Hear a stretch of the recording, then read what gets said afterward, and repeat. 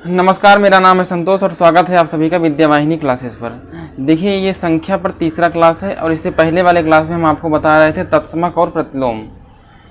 हमने आपको बताया था योगात्मक तत्समक, योगात्मक प्रतिलोम, गुणात्मक तत्समक, गुणात्मक प्रतिलोम, ये 4 टाइप के होते हैं। अब योगात्मक तत्समक हमने आपको बताया था क्या होता है, जीरो। क्योंकि जीरो को किसी भी संख्या में हम जोड़ दें अथवा घटा दें, उसके मान में कोई भी अंतर या परिवर्तन नहीं होता है। और योगात्मक प्रतिलोम हमने आपको बताया था, प्रतिलोम का हमने आपको बताया था प्रतिलोम का मतलब होता है उल्टा, विपरीत, अपोजिट। अब प्लस का उल्टा क्या होता है, माइनस। क्योंकि ये योगात्मक है, क्योंकि ये क्या है, योगात्मक है। योगात्मक का मतलब योग, और योग का मतलब क्या होता है, प्लस। योग का मतलब प्लस या माइनस। अब अगर आपसे पूछेगा योगात्मक प्रतिलोम, अगर कोई पॉजिटिव संख्या रहेगी, अगर कोई धनात्मक संख्या रहेगी तो क्या हो जाएगी, ऋणात्मक हो जाएगी। कोई ऋणात्मक संख्या रहेगी तो क्या हो जाएगा, धनात्मक हो जाएगा। जैसे अगर हम आपसे पूछें 5 का योगात्मक प्रतिलोम क्या होगा, तो आप सीधे बताएंगे -5। अगर हम आपसे पूछें -5 का योगात्मक प्रतिलोम क्या होगा, तो आप बोलेंगे +5 या केवल 5। क्योंकि अगर हम आपसे पूछें 100 का योगात्मक प्रतिलोम तो आप बोलेंगे -100। अगर हम आपसे पूछें -101 का योगात्मक प्रतिलोम तो आप बोलेंगे 101। अगर हम आपसे पूछें 7 का योगात्मक तत्समक क्या होता है, तो हमेशा आप जानते हैं योगात्मक तत्समक क्या होता है, 0। इससे पहले वाले क्लास में हमने आपको योगात्मक तत्समक के बारे में अच्छे से बताया था। अब आज देखते हैं गुणात्मक तत्समक और गुणात्मक प्रतिलोम। देखिए, जिस तरह से योगात्मक तत्समक 0 होता है, ठीक उसी तरह से गुणात्मक तत्समक क्या होता है, 1 होता है। जैसे आप 0 को किसी भी संख्या में जोड़ते अथवा घटाते हैं, उसके मान में कोई भी परिवर्तन नहीं होता है। उसी तरह से 1 को, क्योंकि यहाँ पर गुणात्मक तत्समक है, इसलिए यदि आप 1 को किसी भी संख्या में गुणा करेंगे या अथवा भाग देंगे, तब भी उसके मान में कोई भी परिवर्तन नहीं आता है। इसलिए इसको हम क्या बोलते हैं, गुणात्मक तत्समक। मैंने आपको एग्जाम्पल देके बताया था, जैसे आप 5 से 1 में गुणा करेंगे तब भी 5 आएगा, या 5 में यदि आप 1 से भाग देंगे तब भी क्या आएगा, 5 आएगा। अर्थात 5 के मान में कोई भी अंतर या परिवर्तन नहीं आया। अब देखते हैं गुणात्मक प्रतिलोम क्या होता है। देखिए, प्रतिलोम का मतलब होता है उल्टा या अपोजिट। अब आपको पता है गुणात्मक गुणा का उल्टा क्या होता है, भाग। जिस तरह से योग का उल्टा क्या होता है, माइनस, उसी तरह से गुणा का उल्टा क्या होता है, भाग। अब ये उल्टा कैसे आप जानेंगे, भाग होता है। जैसे मान लीजिए कोई संख्या है और आप इसमें 2 जोड़ रहे हैं, 5 में 2 जोड़ रहे हैं, तो ये क्या बन जा रहा है, 7। अब हमें 7 से फिर से 5 पे आने के लिए हमें यहाँ पे -2 करना पड़ेगा। अर्थात यहाँ पर हम 2 जोड़े थे, अब यहाँ पर हमें 2 घटाना पड़ रहा है। क्यों घटाना पड़ रहा है, क्योंकि हमें इस 5 के मान में कोई भी परिवर्तन नहीं करना है। यहाँ पे +2 था तो यहाँ पर -2। इसीलिए यहाँ पर यहाँ पर योगात्मक प्रतिलोम +2 का क्या हो गया, -2। उसी तरह से जैसे अगर मान लो कोई भी संख्या हमने ले ली है 10 और हम इसमें 2 से गुणा कर रहे हैं, तो ये क्या बन जा रहा है, 20। अब हमें फिर से 20 से 10 पे आने के लिए हम यहाँ पर चूँकि 2 का गुणा किए थे, अब हमें 20 से 10 पे आने के लिए हमें यहाँ पर 2 से क्या करना पड़ेगा, भाग देना पड़ेगा। जब इसको आप काटेंगे तब ये क्या बन जाएगा, 10 बन जाएगा। अर्थात गुणात्मक प्रतिलोम वह संख्या होती है, जैसे अगर हमें किसी भी संख्या का गुणात्मक प्रतिलोम निकालना है तो हम सीधे उसको पलट देंगे, अर्थात उस संख्या को हम 1/, में कर देंगे। जैसे अगर हम आपसे पूछें 5 का गुणात्मक प्रतिलोम क्या होगा, तो आप बोलेंगे 1/5। क्योंकि जब आप 5 का गुणा 1/5 में करेंगे तो क्या आ जाएगा, 1 आ जाएगा।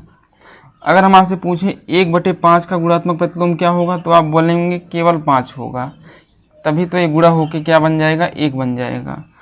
अर्थात 1/1 का गुणात्मक प्रतिलोम क्या होता है, a, और 1 का गुणात्मक प्रतिलोम क्या होता है, 1/a।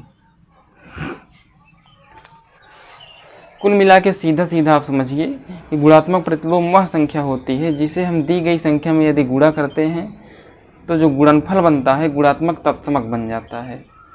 देखो, गुणात्मक प्रतिलोम जैसे 5 का गुणात्मक प्रतिलोम 1/5, जब हम इन दोनों को आपस में गुणा करें तो 1 आ गया। अब 1 क्या है, गुणात्मक तत्समक है। अगर हम आपसे पूछें 100 का गुणात्मक तत्समक क्या होगा, तो हमेशा 1 होता है। आप इसको याद कर सकते हैं कि योगात्मक तत्समक हमेशा 0 होगा किसी भी संख्या का, और गुणात्मक तत्समक हमेशा 1 होगा किसी भी संख्या का।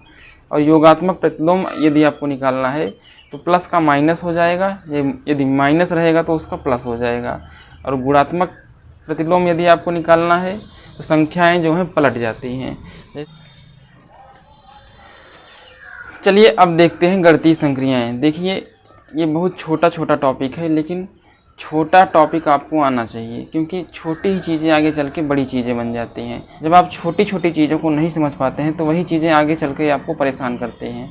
जब आप छोटी चीज़ों को नहीं समझ पाएंगे तो बड़ी चीज़ें बिल्कुल नहीं समझ पाएंगे। इसलिए सबसे पहले इन चीज़ों को जानना बहुत ज़रूरी है। देखिए, जब आप कोई धनात्मक संख्या को किसी धनात्मक संख्या में जोड़ते हैं तो आने वाली संख्या हमेशा धनात्मक संख्या होती है। जैसे यदि आप 2 को 3 में जोड़ते हैं तो क्या आता है, 5 आता है। अब 2 भी धनात्मक है, 3 भी धनात्मक है, आने वाली संख्या जो 5 आ रहा है ये भी क्या है, धनात्मक है। आगे कुछ नहीं लिखा है, इसका मतलब ये संख्या क्या है, धनात्मक है। उसी तरह से यदि आप किसी धनात्मक संख्या को किसी ऋणात्मक संख्या में जोड़ते हैं तो आने वाली संख्या धनात्मक भी हो सकती है और ऋणात्मक भी हो सकती है। जैसे अगर हम 5 में यदि हम -3 को जोड़ें, देखिए इसको जानने से पहले हम सबसे पहले इधर जान लेते हैं। यदि आप किसी धनात्मक संख्या का गुणा किसी धनात्मक संख्या में करते हैं, अर्थात जब आप प्लस का गुणा प्लस में करते हैं तो क्या बन जाता है, प्लस बन जाता है। लेकिन जब आप प्लस का गुणा माइनस में करेंगे तब क्या बनेगा, माइनस बनेगा। प्लस का गुणा प्लस में तो प्लस होता है, प्लस का गुणा माइनस में हमेशा माइनस हो जाता है। अब माइनस का गुणा प्लस में यदि आप करेंगे तब भी माइनस हो जाएगा, और माइनस का गुणा यदि आप माइनस में करेंगे तब क्या बन जाएगा, प्लस बन जाएगा। यानी यदि चिन्ह समान है, चिन्ह या तो प्लस होगा या तो माइनस होगा। यदि दोनों चिन्ह समान हैं, दोनों साइन समान हैं, तब तो जो रिजल्ट आएगा वो हमेशा धनात्मक रहेगा। लेकिन यदि एक प्लस दूसरा माइनस, तब रिजल्ट जो आएगा हमेशा क्या आएगा, माइनस में आएगा। अब यहाँ पर आप देखिए, जब ये आप ब्रैकेट को खोलेंगे तो इधर क्या है, प्लस है, इधर क्या है, माइनस है। जब आप प्लस का गुणा माइनस में करेंगे, प्लस का गुणा माइनस में होगा, क्योंकि इस प्लस और इस ब्रैकेट के बीच में कोई साइन नहीं है। जब कोई साइन नहीं रहता है तो उसको हम मान लेते हैं इसका आपस में गुणा हो रहा है। जैसे हम लिखते हैं ना XYZ, इसका मतलब x गुणा y गुणा z, क्या है, x गुणा y गुणा z, जबकि बीच में कोई साइन नहीं है। ठीक उसी तरीके से जब आप प्लस का गुणा माइनस में करेंगे तो क्या बन जाता है, माइनस। इसका मतलब ये 5 - 3 है। अब 5 में से 3 यदि आप 5 में से 3 को घटाएंगे तो क्या आ जाता है, 2 आ जाता है। लेकिन यदि अगर हमें 5 में -8 को जोड़ना होता तब क्या हम करते। अब आप वही काम अगर यहाँ करेंगे तो आप देख रहे हैं प्लस का गुणा माइनस में हो रहा है, तो ये हो जाएगा 5 - 8। अब आपको पता है 5 छोटा है, 8 बड़ा है, 5 में से तो 8 घटेगा नहीं, ये बात आपको पता है। तो जब भी ऐसा आ जाए तो हमें हमेशा बड़े वाले में से छोटे वाली संख्या को घटा देना चाहिए, बड़ी वाली संख्या में से छोटी वाली संख्या को घटा देना चाहिए। अब बड़ी संख्या 8 है, छोटी संख्या 5 है। अब 8 में से यदि आप 5 घटाएंगे तो क्या आएगा, 3 आएगा। लेकिन यहाँ पर जो साइन आएगा, जो यहाँ पर चिन्ह आएगा, हमेशा बड़ी वाली संख्या का आता है। अब बड़ी वाली संख्या का साइन क्या है, निगेटिव है। देख रहे हैं 8 जो है बड़ी संख्या है, लेकिन 8 के आगे माइनस लगा है। 5 क्या है, छोटी संख्या है, 5 के आगे प्लस लगा है। अगर आगे कुछ भी ना हो तो उसको हम क्या मान लेते हैं, प्लस। इसलिए यहाँ पर क्या हो जाएगा, माइनस। मतलब यदि आप 5 में -8 को जोड़ेंगे तो क्या आएगा, -3। इसी को हम 5 - 8 भी कहते हैं। अब इसी बात को हम और अधिक स्पष्ट करने के लिए यदि हम संख्या रेखा पर देखें तो संख्या रेखा पर 5 में से हमें 8 को घटाना है।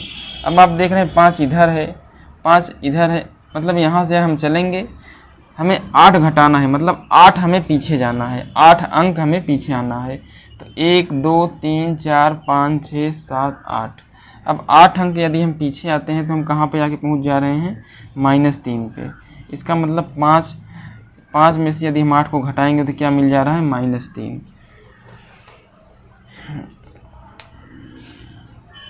ये आगे देखते हैं। अगला है यदि आप किसी निगेटिव संख्या को यदि आप किसी पॉजिटिव संख्या में जोड़ते हैं तब भी वो क्या आएगा, प्लस भी आ सकता है और माइनस भी आ सकता है। डिपेंड करता है जो निगेटिव वाली संख्या है वो पॉजिटिव है, मतलब जो बड़ी वाली संख्या है वो पॉजिटिव है या निगेटिव।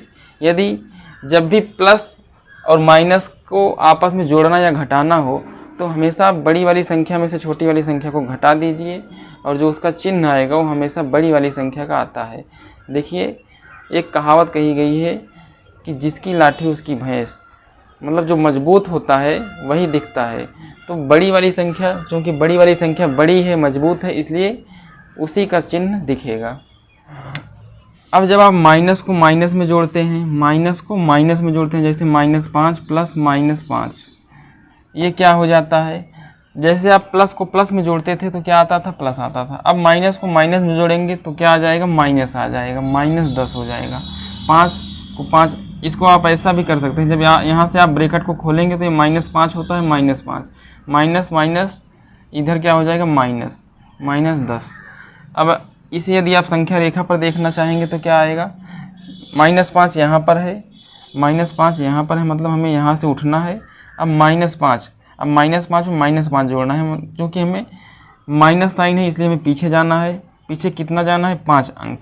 तो 1 2 3, अब इधर -8 है, इधर -9 आएगा, इधर -10 आएगा, मतलब -5 से 5 अंक पीछे जाना है। जब हम 5 अंक पीछे आएंगे तो किससे पहुंच जाएंगे, -10 पे पहुंच जाएंगे। इसका मतलब क्या हो गया, यदि आप -5 में -5 को जोड़ते हैं तो क्या आ जाता है, -10 आ जाता है। चाहे इसको आप जोड़ना कहिए चाहे घटाना कहिए, लेकिन आपको बात जो है वो समझ में आनी चाहिए। इसको कहीं कहीं आपको ऐसा भी बोला जाएगा, -5 में -5 को जोड़ रहे हैं। इसको कहीं कहीं ऐसा भी बोला जाएगा, -5 में से 5 को घटा रहे हैं, -5 में से 5 को घटा रहे हैं। क्वेश्चन ये कहे कि आप -5 में से -5 को घटाइए, तब क्या होगा। अब देखिए -5 माइनस, अब -5 में से क्या करना है, माइनस करना है, कितने को, -5 को। तो ये क्या हो जाएगा, -5 माइनस -5। अब ये देखिए, निगेटिव गुणा निगेटिव, निगेटिव गुणा निगेटिव, हमने आपको बताया था ऋणात्मक का गुणा ऋणात्मक संख्या से होने पर क्या आ जाता है, प्लस आ जाता है। तो हो जाएगा -5 और ये +5। अब माइनस और प्लस ये मिलके क्या हो जाएगा, 0। चाहे इसको आप इसको डायरेक्ट काट दीजिए, चाहे 5 में से 5 को घटा दीजिए, तब भी क्या बन जाएगा, 0। या यदि आप संख्या रेखा से देखना चाहें तो हमें -5 में +5 को जोड़ना है, मतलब हमें -5 से उठना है। अब कितना आगे बढ़ना है, 5 अंक आगे बढ़ना है। तो 1 अंक, 2 अंक, 3 अंक, 4 अंक, 5 अंक। जब आप 5 अंक आगे बढ़ें तो क्या आ जाएगा, 0। हम आशा करते हैं आपको ये सब बातें समझ में आ रही हैं। हम इन्हीं कॉन्सेप्ट पर आधारित कुछ आपको सामने एग्जाम्पल देते हैं। ये बिल्कुल बच्चों वाला एग्जाम्पल है और इसको आपको हल करके एकदम एक बार में एकदम सही आंसर बताना है। देखिए, पहला है, यदि आप 15 में 5 को जोड़ते हैं तो क्या आता है, सबको पता है 15 में 5 जोड़ते हैं तो क्या आ जाता है, 20। अब हम कह रहे हैं -15 में आप 5 को जोड़िए। हमने आपको क्या बताया था, जब भी प्लस और माइनस का साइन आ जाए तो आप हमेशा बिना कुछ देखे बड़ी वाली संख्या में से छोटी वाली संख्या को आप घटा दीजिए। अब आप 15 में से 5 को घटाते हैं तो क्या आता है, 10। अब 10 के आगे जो चिन्ह लगेगा, साइन लगेगा, हमेशा बड़ी वाली संख्या का लगता है। अब बड़ी वाली संख्या का चिन्ह क्या है, बड़ी वाली संख्या 15 है, चिन्ह क्या है, माइनस है, इसलिए इधर क्या हो जाएगा, -10। अर्थात यदि आप -15 में 5 को जोड़ेंगे तो क्या आ जाएगा, -10। अब इधर देख रहे हैं 15 में से 5 को आपको घटाना है, सबको पता है 15 में से 5 घटाएंगे 10 आ जाएगा। हमेशा बड़ी वाली संख्या में से छोटी वाली संख्या घटा दें, घटाने पर 10 आता है। चिन्ह इसके आगे वही लगेगा जो बड़ी संख्या का होगा, बड़ी संख्या के आगे पॉजिटिव है इसलिए इधर भी पॉजिटिव। अब आपको 5 में से 15 को घटाना है, बड़ी वाली संख्या में से छोटी संख्या घटाएंगे तो क्या आएगा, 10। चिन्ह क्या लगेगा, माइनस, क्योंकि इसके आगे क्या है, माइनस। अब आप यदि आप इन दोनों संख्याओं में गौर से देखें तो हमने क्या किया है, केवल संख्याओं को अलट पलट दिया है। मतलब इधर आप पहले 15 लिखा था, इधर बाद में 15 लिखा है, बस, बाकी दोनों चीज़ एक ही है। अब यदि आप इस वाले की बात करेंगे तो यहाँ पर आप देख रहे हैं इधर भी माइनस है और इधर भी माइनस है, अर्थात इस ब्रैकेट को जब आप हटाएंगे तो ये वाली माइनस और ये वाली माइनस मिलके क्या हो जाएगा, प्लस हो जाएगा। क्योंकि माइनस का गुणा जब आप माइनस में करते हैं तो क्या हो जाता है, प्लस हो जाता है। कुल मिला के हमें ये करना है 15 + 15। 15 में से आप 15 को जोड़ेंगे तो क्या आ जाएगा, 30 आ जाएगा। अब इधर आप देख रहे हैं माइनस माइनस मिल के प्लस हो जाएगा, ये क्या हो जाएगा, 5 + 15, 5 + 15 क्या होता है, 20 होता है। अब प्लस और माइनस मिल के क्या हो जाएगा, माइनस हो जाएगा, मतलब 15 - 5 हो जाएगा।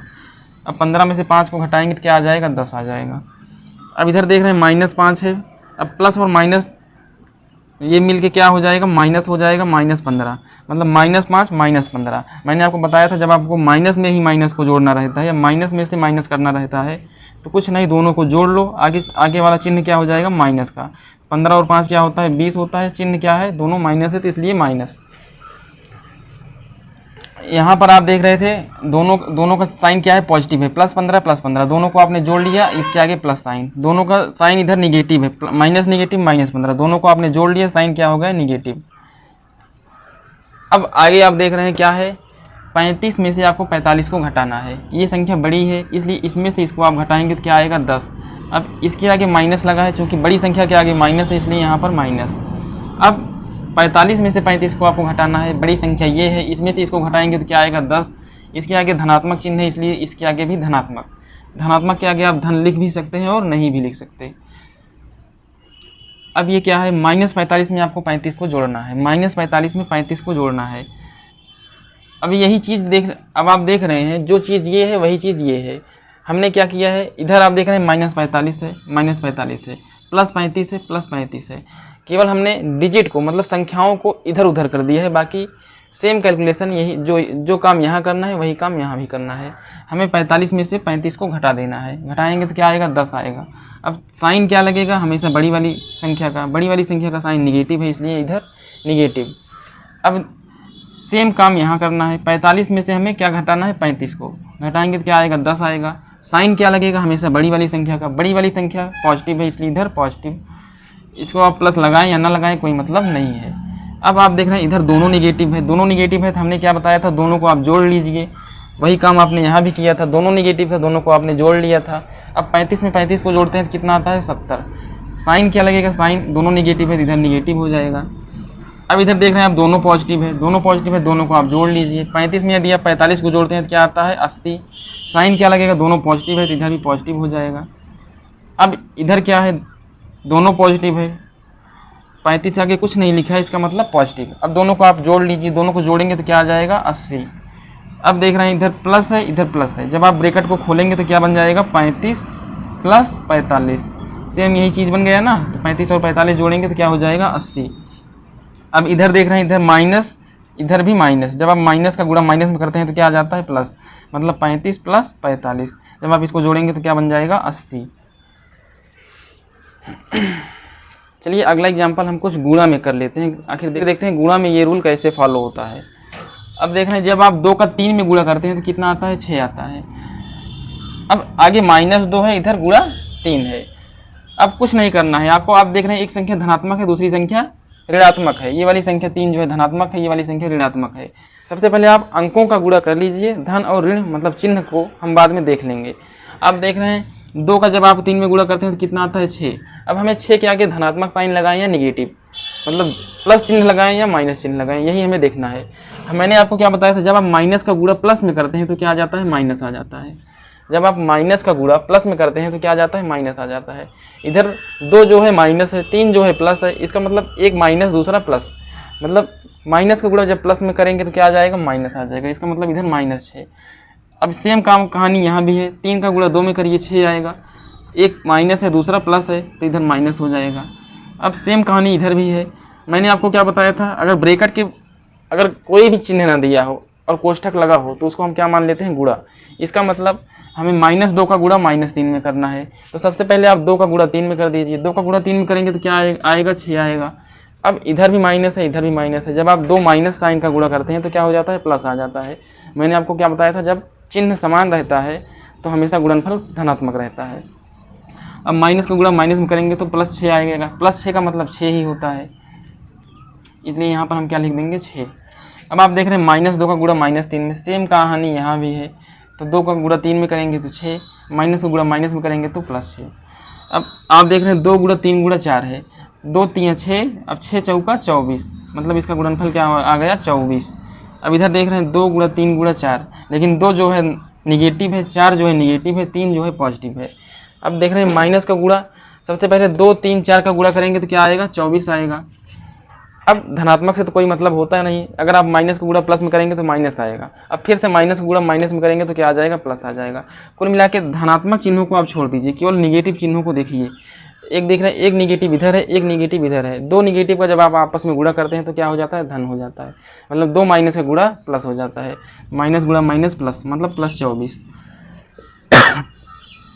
अब आप इधर देखें,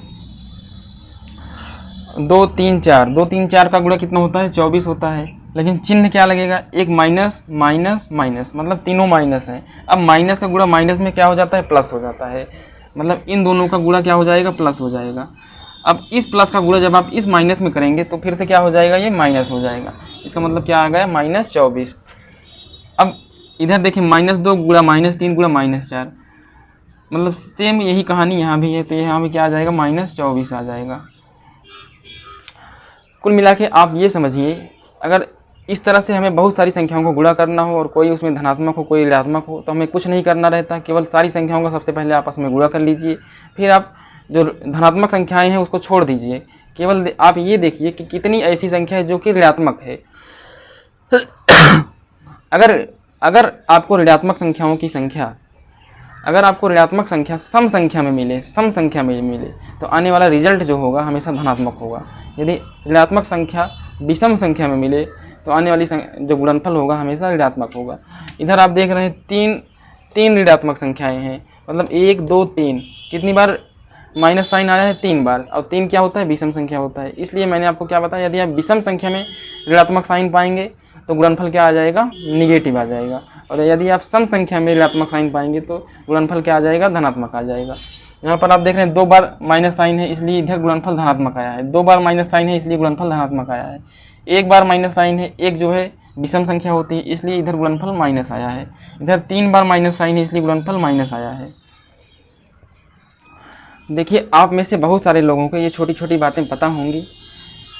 देखिए, ये बिल्कुल ही बच्चों वाली बात है, लेकिन मैंने खुद ऑब्जर्व किया है कि आप ही में से बहुत सारे लोगों को ये छोटी छोटी बातें नहीं आती होंगी। इसमें बहुत सारे लोगों को बहुत कन्फ्यूजन रहता है, इसलिए आप इन बातों को बिल्कुल भी इग्नोर मत करिए, क्योंकि छोटी बातों से ही बड़ी बातें बनती हैं। रेस का घोड़ा बढ़ने के लिए सबसे पहले आपको खड़े होना पड़ता है, उसके बाद आपको चलना पड़ता है, फिर कहीं आप दौड़ पाते हैं।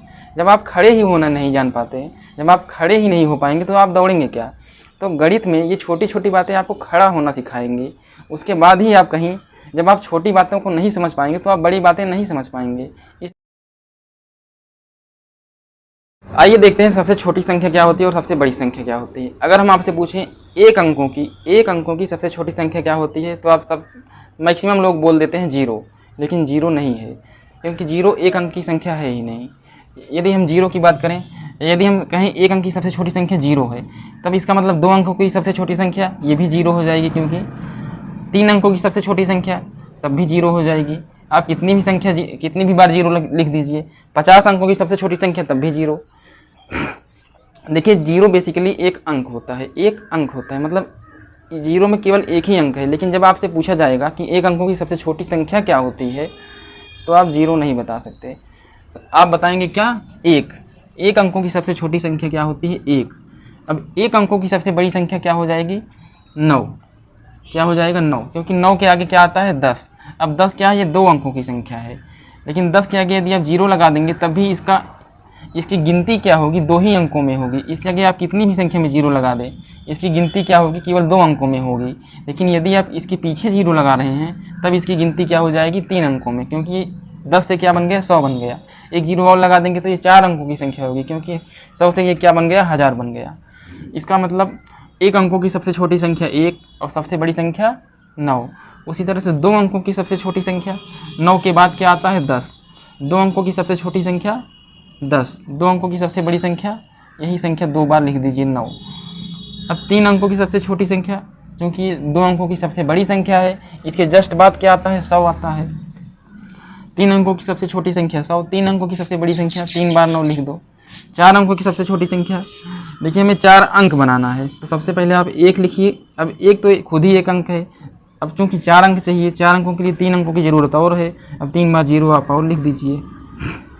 ये क्या हो गया, 4 अंकों की सबसे छोटी संख्या।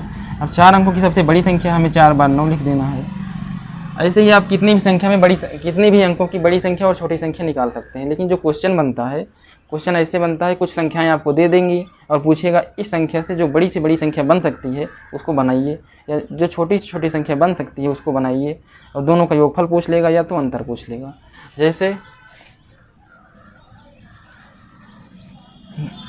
जैसे मैं आपके सामने कुछ संख्याएं लिख रहा हूँ 0, 5, 8, 7, 6, 4। मैं आपसे कहूँ 1, 2, 3, 4, 5, 6, हमने आपके सामने 6 संख्याएं लिखी हैं। मैं आपसे कहूँ कि इन संख्याओं से मिलकर जो बड़ी से बड़ी संख्या बन सकती है उसको आप बनाइए। तो इन संख्याओं से देखिए बहुत सारी संख्याएं बन जाएंगी, लेकिन हमें क्या बनाना है, बड़ी संख्या बनाना है। अब बड़ी संख्या हम कैसे बनाएंगे? सबसे पहले हम शुरुआत करेंगे बड़ी वाली संख्या से। बड़ी संख्या बनाने के लिए हमें सबसे पहले बड़ी संख्या से शुरुआत करनी पड़ती है। अब इसमें बड़ी संख्या क्या है, 8 है, तो शुरुआत हम 8 से करेंगे। उसके बाद इसके दाहिने साइड हमें लिखना है, इसके बाएं साइड नहीं लिखना है। इसके दाहिने साइड इससे छोटी संख्या क्या है, 7 है, फिर इससे छोटी संख्या 6 है, इससे छोटी संख्या 5 है, फिर इससे भी छोटी संख्या 4 है, इससे भी छोटी संख्या 0। इसका मतलब इन संख्याओं से मिलकर बनने वाली सबसे बड़ी संख्या क्या हो गई, ये 8,76,540। अब यदि आपसे ये पूछता कि इन्हीं संख्याओं से मिलकर के सबसे छोटी संख्या बनाइए, इन्हीं संख्याओं से मिलकर के आप सबसे छोटी संख्या बनाइए। अब सबसे छोटी संख्या बनाने के लिए आपको फिर वही काम करना है, लेकिन इधर क्या लिखना है, सबसे छोटा अंक लिखना है। सबसे पहले क्या लिखना है, सबसे छोटा अंक लिखना है। तो सबसे छोटा अंक क्या है, इधर 0 है, 0, फिर उसके बाद उससे बड़ा 4, उससे बड़ा 5, उससे बड़ा 6, उससे बड़ा 7, उससे बड़ा 8। इसका मतलब इन संख्याओं से मिलकर बनने वाली सबसे छोटी संख्या क्या है, ये है। लेकिन ये पूरी तरह से गलत है, क्योंकि इसमें से यदि हम 0 को हटा भी दें तब भी इसके मान में कोई फ़र्क थोड़ी ना है, तब भी इसके मान में कोई भी अंतर नहीं है। इसलिए इन संख्याओं से मिलकर बनने वाली सबसे छोटी संख्या ये नहीं है। ये क्यों नहीं है, क्योंकि आगे 0 आ गया है। अब 0 को हमें आगे नहीं रखना है। जब भी ऐसा कंडीशन बने, जब भी इस तरह से कंडीशन बने कि संख्याओं में 0 भी आ जाए, तो हमें यदि आप सबसे छोटी संख्या पूछ रहा है तब हमें 0 को कभी भी आगे नहीं रखना है, क्योंकि आगे 0 आ जाता है तो उसका कोई मतलब नहीं रह जाता। अब इसका मतलब हमें 0 को यहाँ से हटाना है। अब 0 को यहाँ से हटाने के लिए हमें यदि हम 0 को यहाँ से हटा रहे हैं तो हमें 0 को कहीं ना कहीं रखना पड़ेगा। अब हम कहाँ रखें? क्या हम 0 को यहाँ से हटा करके यहाँ रख दें? तब ये संख्या क्या बन जाएगी? तब ये संख्या बन जाएगी 4,56,000। लेकिन ये भी संख्या अपने आप में बहुत बड़ी संख्या है। अगर हम 0 को उठा करके यहाँ पर रख दें, ये देखो फिट बैठ रहा है। इसका मतलब 0 को हमें आगे नहीं रखना है, 0 को हमें आगे नहीं रखना है। अब आगे के जस्ट बाद जो संख्या आ रही है, मतलब दूसरे नंबर पर हमें रख देना है। अगर सिंगल 0 है तो हमें आगे नहीं रखना है। यदि अगर मान लो डबल 0 आ जाता है तो हमें दोनों 0 को आगे नहीं रखना है। अब एक अंक के बाद 0 के बाद जो सबसे बड़ी संख्या है, सबसे पहले उसको लिखना है, उसके बाद हमें 0 लिखना है। अब उसके बाद जो संख्याएं आ रही हमें उसको लिखना है। चलिए आज की क्लास में इतना ही। अब इसके आगे हम आपको पढ़ाएंगे दशमलव संख्याएं। दशमलव संख्याएं आपको लगभग 3 वीडियो में मिलेगा। ये जो दशमलव वाला क्लास है ये यूपी टेट प्राइमरी लेवल के लिए तो ज़्यादा इंपॉर्टेंट नहीं है, लेकिन यूपी टेट जो अपर प्राइमरी लेवल का होता है और सुपर टेट के लिए बहुत ज़्यादा इंपॉर्टेंट है, मतलब इसमें अहम भूमिका है इसका। इसलिए सुपर टेट और यूपी टेट अपर प्राइमरी वाले इसको अच्छे से पढ़िए। चलिए धन्यवाद।